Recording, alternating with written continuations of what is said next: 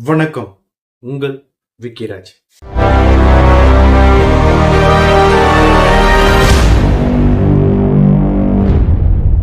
Cristiano ரொனால்டோவை பத்தி பெரும்பாலும் சொல்ல போனா இவர் உலகத்திலே தலை சிறந்த கால்பந்து வீரர்.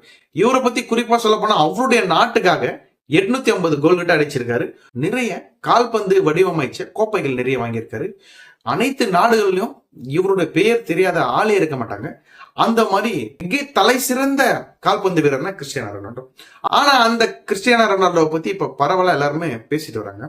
என்னடா அது கிறிஸ்டியானோ ரொனால்டோவுக்கு என்கேஜ்மெண்ட் அப்படின்ற மாதிரி தான் அதிர்ச்சியான செய்தியாவே இருந்தது.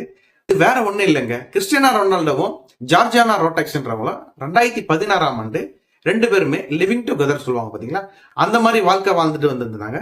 அவங்களுக்கு 5 பிள்ளைகள் பிறந்திருக்காங்க. சுமார் குறிப்பா சொல்ல போனா இப்ப கூட லேட்டஸ்டா ட்வின்ஸ் பேபி பிறந்ததா சொல்லப்படுது. டோட்டலா 5 பிள்ளைகள் இருக்காங்க. இவங்களுடைய மிகப்பெரிய கனவு என்னன்னு பாத்தீங்கன்னா, இவங்க திருமணம் செய்து கொள்ளாமலே இவங்களுடைய வாழ்க்கையை வாழ்ந்துட்டு வந்திருக்காங்க.